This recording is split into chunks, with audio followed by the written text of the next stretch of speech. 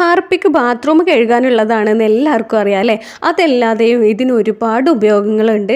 നല്ല കിഡ്ലനായിട്ടുള്ള യൂസ്ഫുൾ ആയിട്ടുള്ള ടിപ്സാണ്. അപ്പോൾ ഇത് എന്തൊക്കെയാണെന്നുള്ളത് നമുക്ക് നോക്കി നോക്കാം. അപ്പോൾ ഇതിന് മുൻപ് നമ്മൾ ഹാർപ്പിക്ക് വെച്ചിട്ടുള്ള ടിപ്പ് ചെയ്തിട്ടുണ്ടായിരുന്നു. കാണാത്തവർ കണ്ടു നോക്കണം.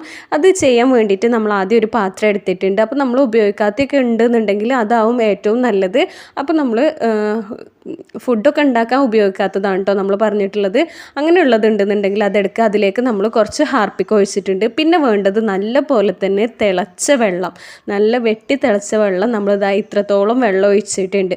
ഇനി നമ്മളിതിലേക്ക് ഇട്ട് കൊടുക്കുന്നത് ഉപ്പാണ് കേട്ടോ. ഉപ്പ് ഒരു 2 സ്പൂണോളം ഇട്ട് കൊടുത്തിട്ടുണ്ട്. ഇനി കുറച്ചും കൂടി കൂടുതൽ വീര്യമൊക്കെ വേണമെന്നുണ്ടെങ്കിൽ നമുക്കൊരു 2 സ്പൂണ് ബേക്കിംഗ് സോഡ ഇട്ട് കൊടുക്കാം.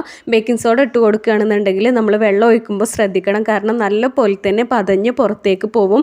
അപ്പോൾ നമ്മളിവിടെ അത്രയും കടുപ്പുള്ള കറിയൊന്നും ഇല്ലാത്തതുകൊണ്ട് തന്നെ നമ്മൾ ചേർത്തിട്ടുള്ളത് ഉപ്പാണ്. ഉപ്പ് നല്ലൊരു ക്ലീനിങ് ഏജൻറ്റാണ്. ഇനി നല്ല പോലെ തന്നെ കറ പിടിച്ചതൊക്കെ ക്ലീൻ ചെയ്യാനാണെന്നുണ്ടെങ്കിൽ നമുക്ക് 2 സ്പൂണ് ബേക്കിംഗ് സോഡ ഉപ്പ് ചേർത്താലും 2 സ്പൂണ് ബേക്കിംഗ് സോഡ കൂടി ചേർത്ത് കൊടുക്കാം. പിന്നെ ഇതിൻ്റെ ഫസ്റ്റത്തെ ടിപ്പ് എന്താണെന്ന് വെച്ചാൽ നമ്മുടെ കിച്ചൺ സിങ്ക് ബ്ലോക്കൊക്കെ ഉണ്ടെന്നുണ്ടെങ്കിൽ നമുക്ക് ഈ ഒരു വെള്ളം ആ ഒരു ചൂടോട് കൂടി ഇതിലേക്ക് ഒഴിച്ച് കൊടുക്കുക. അതിനുശേഷം കുറച്ചൊരു വെള്ളം നമ്മളിതിലേക്ക് ഒഴിച്ച് കുറച്ച് സമയം കഴിഞ്ഞ് നമുക്ക് കുറച്ച് പച്ചവെള്ളം കൂടി ഒഴിച്ചു കൊടുക്കുക. ഒരുപാട് ഒഴിക്കേണ്ട, കുറച്ച് മാത്രം ഒഴിച്ചാൽ മതി. നമ്മുടെ പൈപ്പ് ഉരുകി പോകുമൊന്നുമില്ല കേട്ടോ.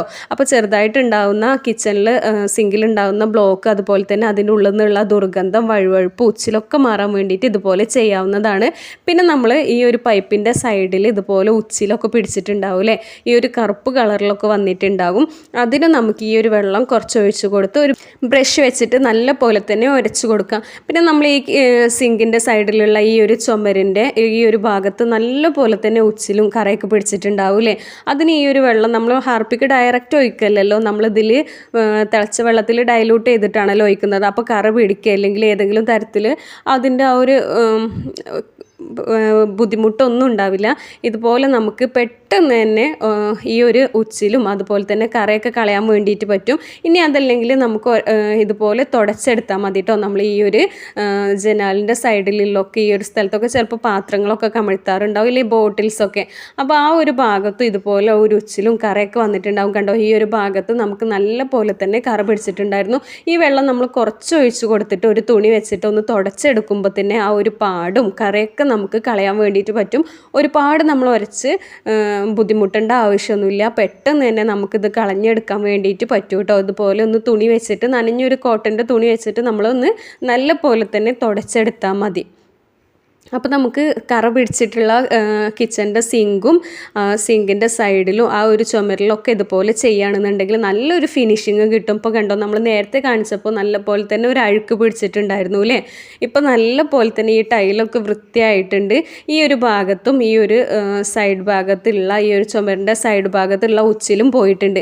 ഇനി ഈ പൈപ്പിൻ്റെ നമ്മുടെ ഈ ഒരു ടാപ്പിൻ്റെ സൈഡിലും ഇതുപോലെ ഉണ്ടാവില്ലേ ഉച്ചിൽ, അതും ആ ഒരു നമ്മൾ കുറേ ദിവസം ഉരക്കാണ്ടൊക്കെ ഇരുന്നാൽ നല്ല പോലെ തന്നെ ഈ ഒരു പൈപ്പിലൊക്കെ കറ പിടിക്കും. അപ്പോൾ അതും നമ്മൾ ഈ ഒരു വെള്ളം ജസ്റ്റ് ഒന്ന് വെച്ചിട്ടൊന്ന് ഉരച്ച് കൊടുക്കുകയാണെന്നുണ്ടെങ്കിൽ നല്ല വൃത്തിയായിട്ട് കിട്ടും. പിന്നെ ഇതിൻ്റെ അടുത്തൊരു ടിപ്പ് എന്ന് വെച്ചാൽ, നമ്മൾ കുട്ടികളൊക്കെ ഉള്ള വീടാണെന്നുണ്ടെങ്കിൽ നമ്മുടെ പെയിൻറ്റിലൊക്കെ ചുമരിലൊക്കെ പെയിൻ്റ് അടിച്ചതിലൊക്കെ ഇതുപോലെ ചിത്രം വരയ്ക്കുക, ഇല്ലെങ്കിൽ നമ്മുടെ ക്രയോൺസ്, പേന, മഷി ഇതൊക്കെ ഉണ്ടാവില്ലേ. അപ്പോൾ ഇനി അതിന് കുട്ടികളൊന്നും അടിക്കൊന്നും വേണ്ട. നമ്മൾ ഈ ഒരു ഹാർപ്പിക്ക് വെള്ളം വെച്ചിട്ടൊന്ന് തുടച്ചെടുക്കുകയാണെന്നുണ്ടെങ്കിൽ പെട്ടെന്ന് തന്നെ പോയി കിട്ടും.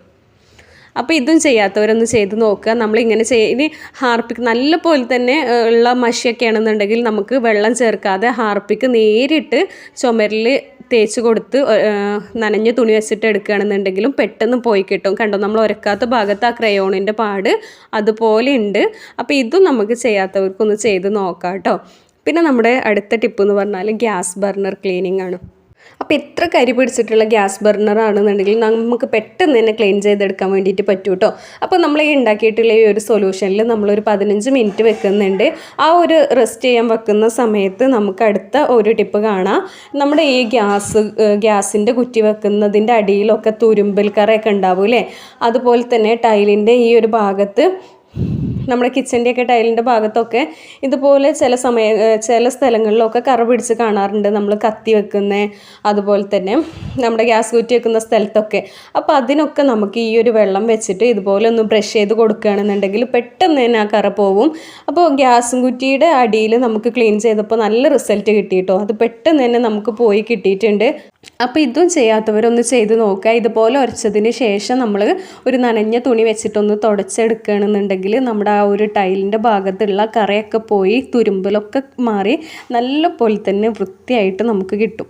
ഇപ്പോൾ കണ്ടോ, നമ്മൾ തുടച്ചെടുത്തപ്പോൾ ആ ഭാഗത്തുള്ള ഒരു ഫിനിഷിങ് കണ്ടോ, ആ കറയൊക്കെ പോയി നല്ല പോലെ തന്നെ വൃത്തിയായിട്ടുണ്ട്. ഇനി നമുക്ക് ഇതേപോലെ ആ ടൈലിൻ്റെ ആ ഒരു ജോയിൻ്റ് ചെയ്യുന്ന സ്ഥലത്തൊക്കെ ഉള്ള ഈ ഒരു ഇതുപോലുള്ള ആ ഒരു വരയിലൊക്കെ നമുക്ക് നല്ല പോലെ തന്നെ കറ പിടിക്കാറുണ്ടല്ലേ, അതിലും ഇതുപോലെ ഒന്ന് ചെയ്താൽ മതി. അപ്പോൾ ഇടയ്ക്കൊക്കെ നമ്മൾ ഇതുപോലെ ഒന്ന് ഉണ്ടാക്കി ചെയ്യുകയാണെന്നുണ്ടെങ്കിൽ നമ്മുടെ ടൈലൊക്കെ നല്ല പുത്തനാക്കി എടുക്കാൻ വേണ്ടിയിട്ട് പറ്റും. അപ്പോൾ നമ്മുടെ വീഡിയോയിൽ ഏതെങ്കിലും ടിപ്പ് ഇഷ്ടപ്പെടുകയാണെന്നുണ്ടെങ്കിൽ മറക്കാണ്ട് ലൈക്ക് ചെയ്യണം. അതുപോലെ തന്നെ നമ്മുടെ ചാനൽ ആദ്യമായിട്ട് കാണുന്ന ആരെങ്കിലും ഉണ്ടെന്നുണ്ടെങ്കിൽ നമ്മുടെ ചാനൽ ഒന്ന് സബ്സ്ക്രൈബ് ചെയ്യണം കേട്ടോ.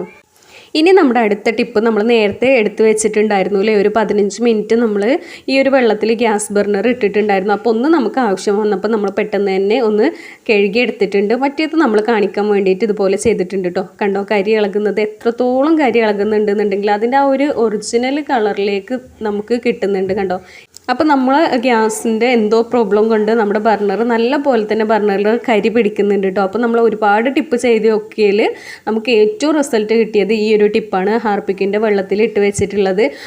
അപ്പോൾ കണ്ടോ, നല്ല പോലെ തന്നെ ക്ലീൻ ആയിട്ട് കിട്ടുന്നുണ്ട് കേട്ടോ. നല്ല കരിയാണ് ഇതിൽ ഈ പോകുന്നത് മുഴുവൻ അതിൽ പിടിച്ചിട്ടുള്ള കറയാണ്.